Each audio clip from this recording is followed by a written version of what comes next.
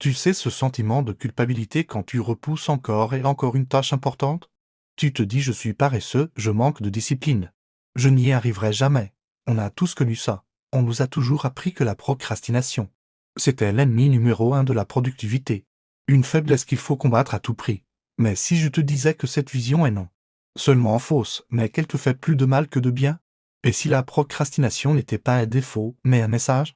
Un mécanisme de protection incroyablement intelligent que ton esprit met en place pour te préserver. Aujourd'hui, on va complètement changer de perspective, on va arrêter de se battre contre la procrastination et commencer à l'écouter, car derrière ce je ferai ça demain se cachent des informations cruciales sur tes peurs, tes besoins et tes véritables désirs. Dans cette vidéo, je vais te montrer comment décoder ces signaux, comment transformer ce qui te semble être un frein en un véritable allié pour avancer avec plus de clarté, d'énergie et d'alignement. Tu es prêt à arrêter de te juger et à enfin comprendre ce que ton esprit essaie de te dire, alors reste avec moi. Pour recommencer, il faut déconstruire ce mythe tenace, la procrastination n'est pas de la paresse. La paresse, c'est l'inaction par manque d'envie ou d'énergie, une sorte d'apathie générale.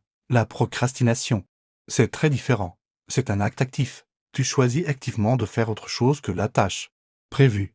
Tu vas faire le ménage, ranger tes mails, regarder des vidéos de chats, tu fais plein de choses, sauf c'était telle chose. C'est donc un évitement ciblé. Et la question qu'on doit se poser n'est pas « Pourquoi je suis si peu motivé ?»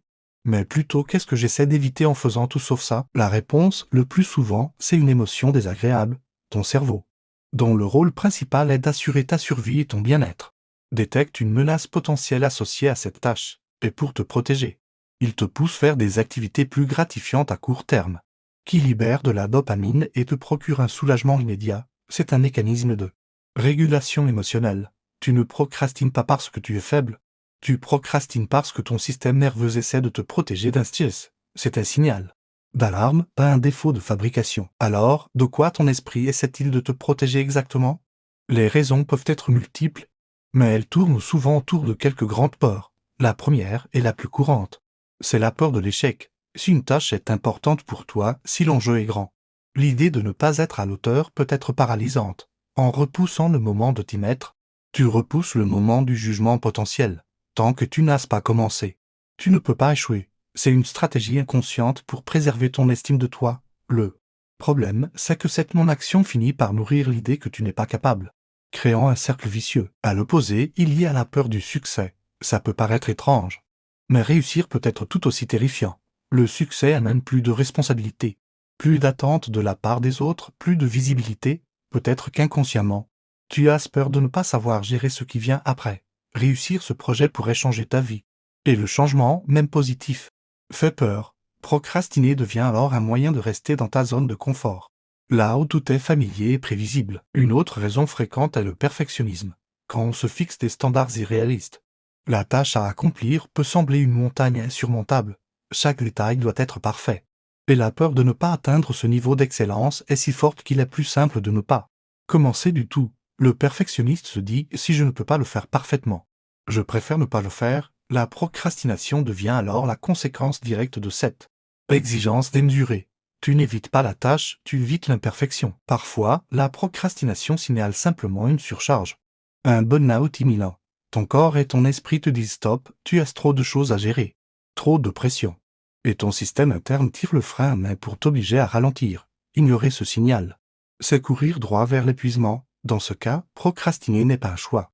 C'est une nécessité biologique, c'est ton corps qui te protège de toi-même, de ta tendance à vouloir en faire toujours plus. Enfin, et c'est peut-être le message le plus profond, la procrastination peut révéler une incohérence intérieure, un manque d'alignement. Si tu repousses constamment une tâche liée à ton travail, à tes études ou à un projet personnel, demande-toi, est-ce que ça a vraiment du sens pour moi?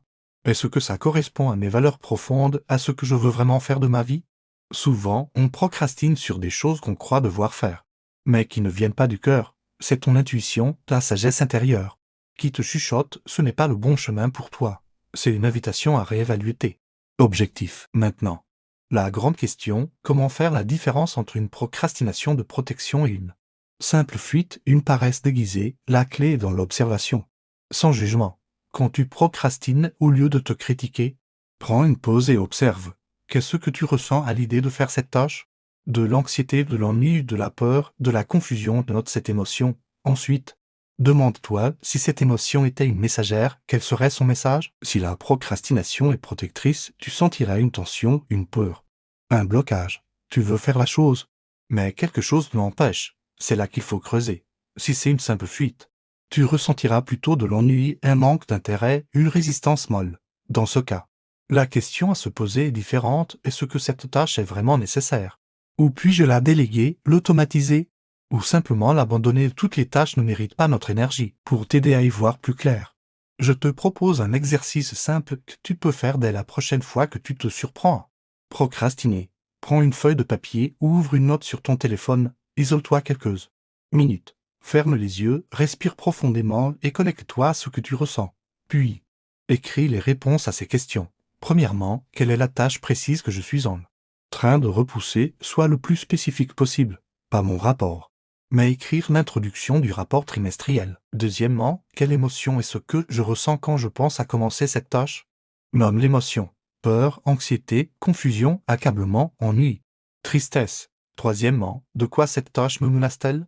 Qu'est-ce que je risque si je la fais? Laisse venir tout ce qui te passe par la tête. Je risque d'être jugé. Je risque de découvrir que je suis nul. Je risque de ne pas savoir quoi faire après. Je risque de décevoir quelqu'un. Quatrièmement, et c'est la question la plus importante, si cette procrastination était une amie qui voulait me protéger, de quoi me protégerait-elle? Quels conseils bienveillants me donnerait-elle? La réponse pourrait être, elle me protégerait de l'épuisement et me dirait de faire une pause. Ou elle me protégerait de la critique et me dirait de commencer petit, sans pression. Ou encore elle me protégerait d'un chemin qui n'est pas le mien et me dirait de questionner mes vrais désirs. Cet exercice change tout. Il te fait passer du rôle de victime paresseuse à celui d'explorateur, curieux de son propre monde intérieur. Tu ne subis plus. Tu dialogues avec toi-même. Une fois que tu as identifié le message, tu peux transformer ce mécanisme en allié. Si c'est la peur de l'échec, comment peux-tu rendre la tâche moins intimidante? Découpe-la en étapes minuscules. La règle des 2 minutes est parfaite pour ça, engage-toi. Travailler sur la tâche pendant seulement 2 minutes, l'objectif n'est pas de finir, mais de commencer. Le plus dur, c'est toujours le premier pas. Si c'est le perfectionnisme qui te bloque, donne-toi la permission de faire un premier jet nul, dis-toi que tu as le droit de produire quelque chose d'imparfait. L'objectif est la progression, pas la perfection. Fait vaut mieux que parfait doit devenir ton mantra.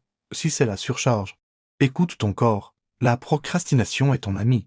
Elle te dit de te reposer. Planifie une vraie pause, une sieste, une balade dans la nature, recharge tes batteries, tu seras beaucoup plus efficace après. Forcer ne fera qu'aggraver la situation. Et si c'était un manque d'alignement, c'est une conversation plus profonde à avoir avec toi-même. La procrastination est une invitation à une introspection. Prends du temps pour te reconnecter à tes valeurs, à ta mission. Ce projet te rapproche-t-il de la personne que tu veux devenir? Si la réponse est non, peut-être est-il temps de réajuster le tir, de dire non, de changer de direction. Tu vois, en changeant ton regard, la procrastination cesse d'être ce monstre sous le lit. Elle devient une boussole intérieure, un guide précieux. Elle ne te dit pas ne fais rien, elle te dit attends. Il y a quelque chose d'important à comprendre avant d'agir. En écoutant, tu n'agis plus en force en te battant contre toi-même, mais tu agis en conscience. Avec clarté et alignement, tu transformes une énergie de résistance en une énergie de création. La prochaine fois que tu te surprendras à ranger tes chaussettes hors couleur au lieu de travailler sur ton grand projet, ne te flagelle pas. Souris et dis-toi, ok. Message reçu. Qu'est-ce que tu essaies de me dire? Cette simple question peut changer ta relation au travail, à la productivité et surtout à toi-même. Tu n'es pas paresseux. Tu n'es pas faible. Tu es un être humain complexe qui essaie de naviguer dans un monde exigeant. Sois doux avec toi-même. L'autocompassion est le carburant le plus puissant pour avancer. J'espère que cette vidéo t'a apporté un nouvel éclairage. Si c'est le cas, n'hésite pas à laisser un pouce bleu. Ça aide énormément la chaîne à se faire connaître. Et si tu penses que ce message pourrait aider quelqu'un de ton entourage qui se juge un peu trop durement, partage-lui cette vidéo. Parfois, un simple changement de perspective peut tout changer. Pour ne pas manquer nos prochaines explorations sur la psychologie, la conscience et l'énergie, abonne-toi à Mindflow Vision et active la cloche. On a encore tellement de choses fascinantes à découvrir ensemble. Merci de m'avoir écouté jusqu'au bout. Prends bien soin de toi et à très bientôt.